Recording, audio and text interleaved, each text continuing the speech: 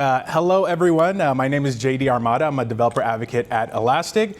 Today, we're going to be talking about something that's seems kind of simple, but definitely getting more and more important as we build more and more AI agents, which is keeping your agents in relevant context. And this talk is, a little bit about the discipline about, building these reliable agents. And good chance you've heard of it. It's called context engineering. It's what keeps our models grounded, focused, and reliable.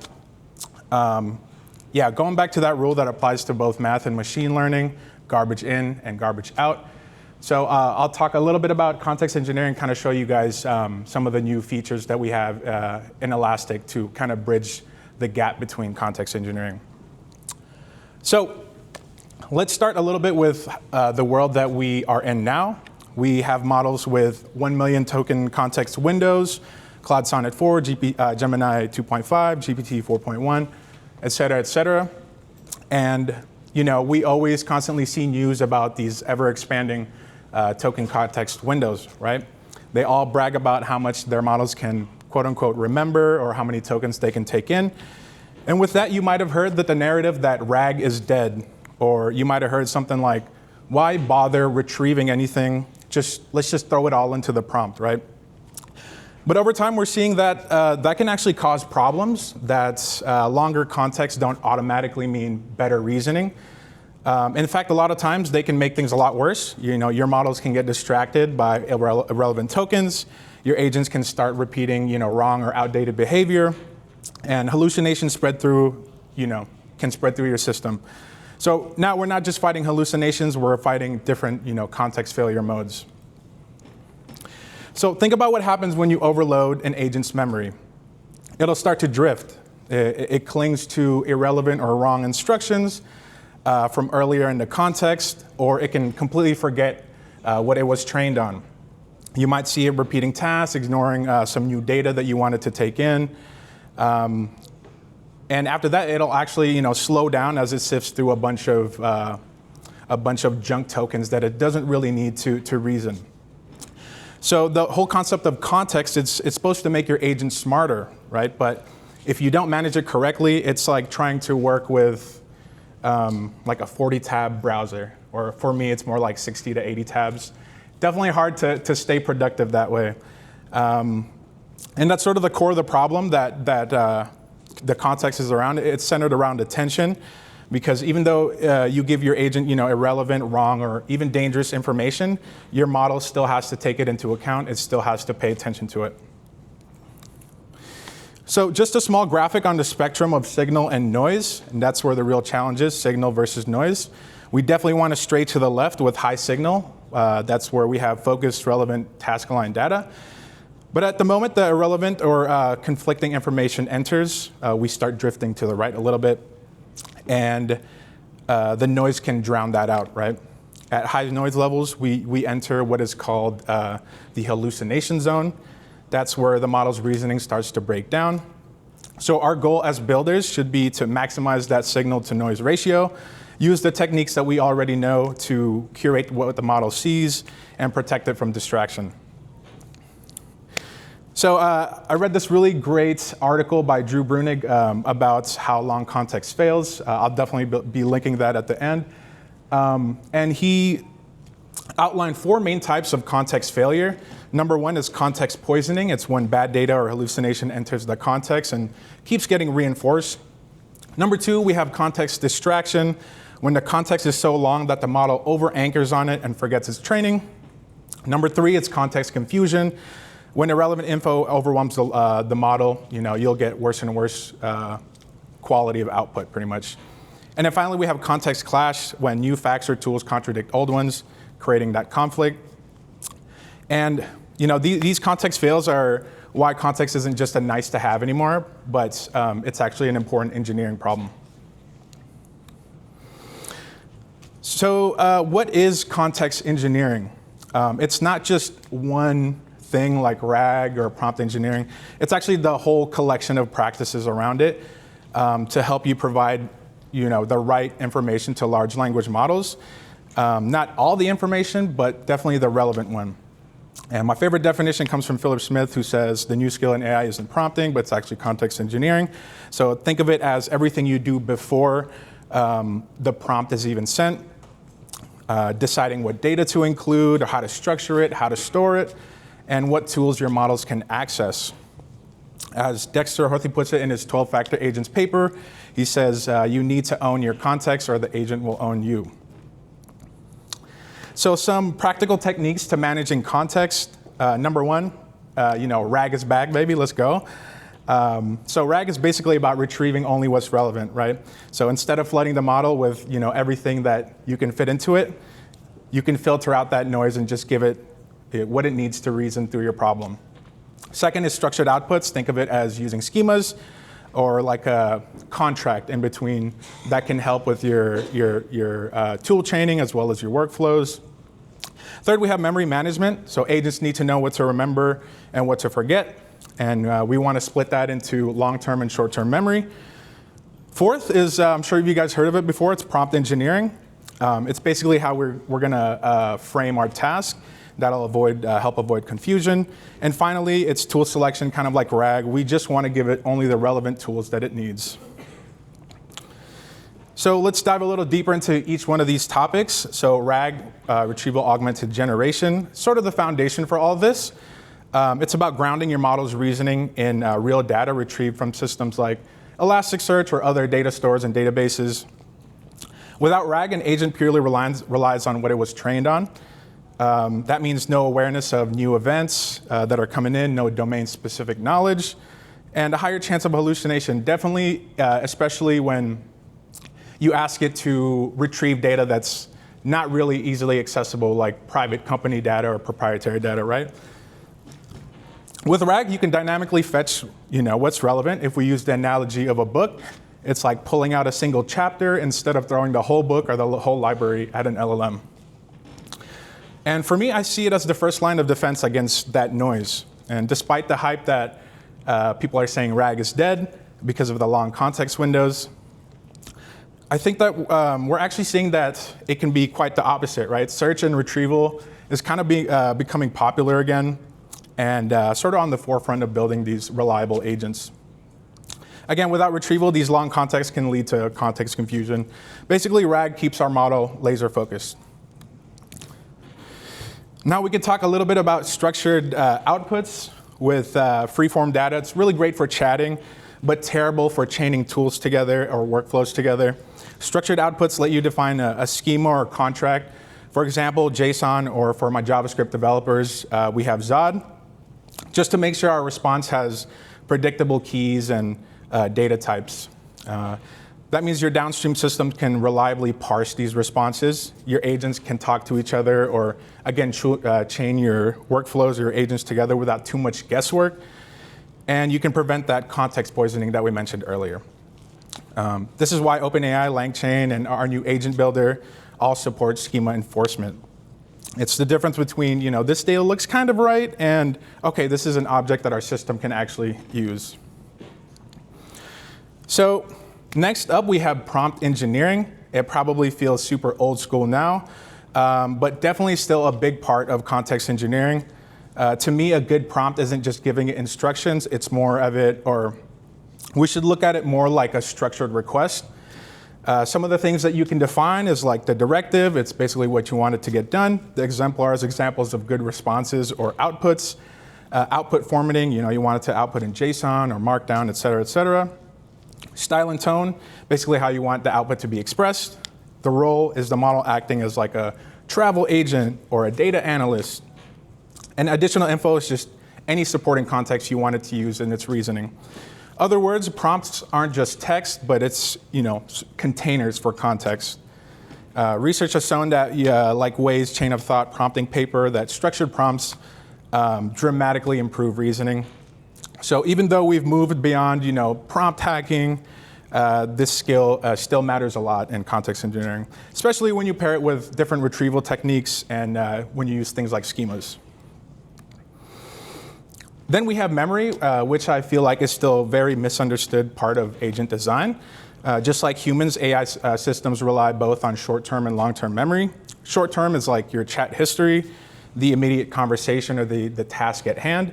Long-term memory is more persistent knowledge, indexed embedding, summaries, facts across different sessions.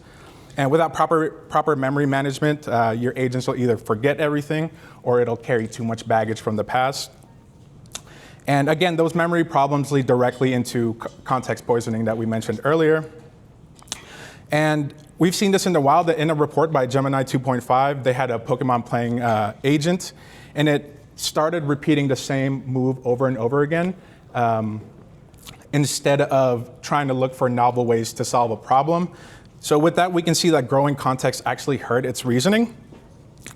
And we can use techniques like trimming, summarization, relevance filtering to keep that memory fresh.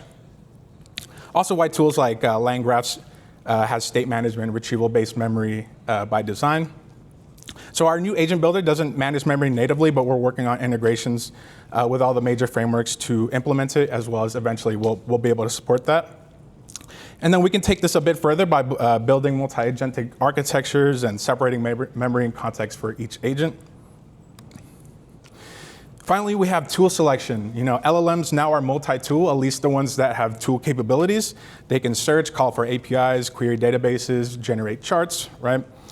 But what hasn't changed is that if you give them too many tools, they'll still give you a bad output, or they'll pick the wrong one. Because every tool you expose becomes part of your context.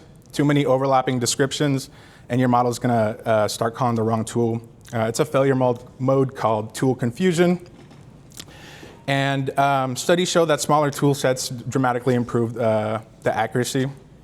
So the key here is dynamic selection. Only give it the tools that you want it to have access to or that it needs to solve your problem. You can even apply RAG principles here. Some developers store tool descriptions in a vector database and use semantic search to retrieve the right ones. So I want to tell you guys a bit about what we've been working on at Elastic to help bridge this gap with context engineering. We have this new agent layer called Agent Builder, where it's super easy to build agents directly on top of your data. Now, some of the optimizations that Agent Builder offers, aren't super new or earth-shattering. You can most definitely do them with a ton of other tools. But I wanted to show it off because, it kind of unifies all these ideas into one unified platform. So how Agent Builder enables this is, with RAG, it has built-in hybrid and structured retrieval using Elasticsearch. Basically, you can give your agents all the search tools that you know and love from Elasticsearch, right? Structured outputs, you can define tools with schema enforcement. Memory management, you can store your memory directly into Elasticsearch. Prompt engineering, you can create custom agents with custom prompts, with your own agent persona, as well as a specific tool set that you can give it. And again, tool selection, you have fine-grained control over which tools that your agents have access to. Also, we provide some pretty powerful built-in tools, as well as the ability to create your own. So everything we've talked about, RAG, structured outputs, memory, prompt design, tool selection, kind of comes all together in Elastic's new Agent Builder. So instead of trying to build all of these things on your own with separate tools, you could just focus on what you want your agent to do. So just a little bit of what it looks like in action. When you enable it, you should be greeted with a screen. And the built-in chat lets you immediately talk with your data. You can use hybrid or semantic search behind the scenes. The built-in tools help your natural language queries turn into ESQL. And ESQL is just Elasticsearch query language. It's just a pipe query language to help perform actions on your data. And with the built-in chat, you also have automatic tracing and observability. So you can see exactly what context was retrieved and how it influenced the answer. You probably can't see it, but it shows exactly what query it ran, the parameters that it put in, as well as all the steps that it took. Again, we give you some pretty powerful built-in tools to be able to take your natural language query and be able to perform actions on your data, as well as tools that can look through your indices for the right information. And everything that I show you, you can expose this with MCP or direct API calls. So pretty plug and play with any other orchestration framework. Like I said, you can register your own custom tools. So you can define your own ESQL or API-based tools with nice control over which agent uses them. You can connect to any LLM, again, that consumes MCP servers. And then build your own agents, right? Craft agents with unique prompts and tool sets. Basically, the ability to create each agent for each use case. And again, you can communicate either with direct API calls or using A2A. So I wanted to show up a little demo of how I built like this NBA fantasy agent for using Agent Builder.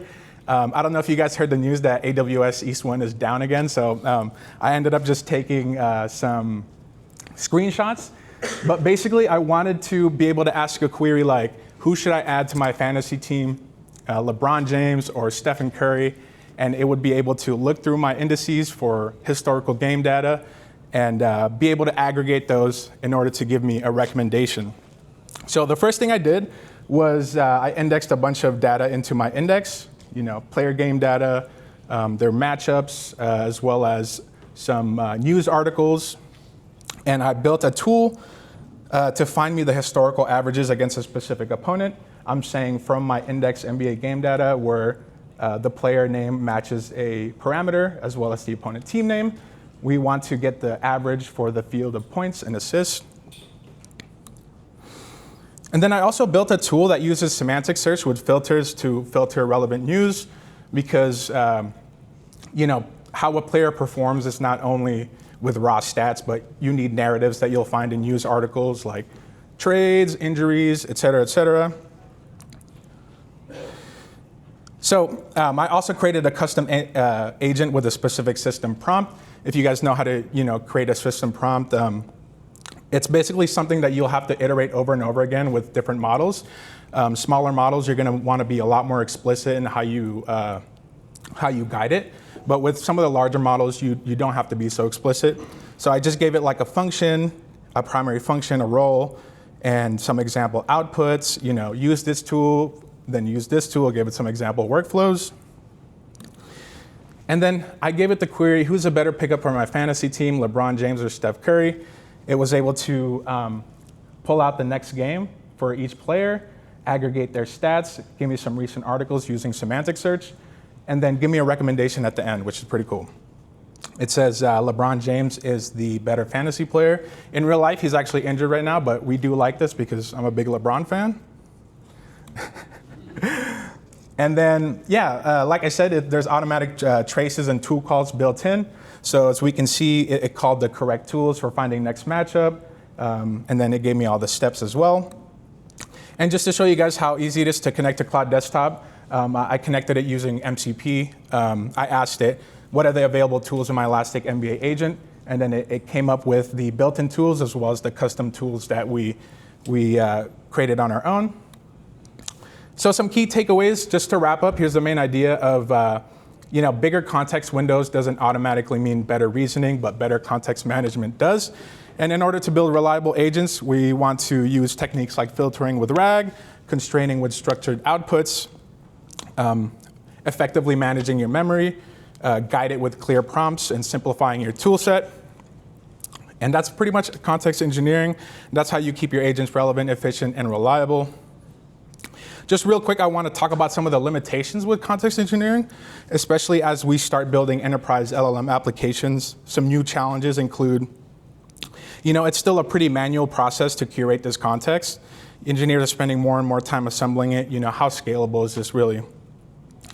Again, with the scaling pains, as workflows grow, the context needed to support them will also grow, and then we run into the same risk of context poisoning, giving too much information. And then the performance overhead, as these context windows get bigger, it's going to get harder and harder to debug and find which piece of context is polluting the outputs. So some questions to ask yourself and your team, how does your system create, evolve, and deliver this contextual data at scale? Who defines and maintains the specification for each step? Are your existing tools and pipelines capable of producing, structured machine-readable summaries?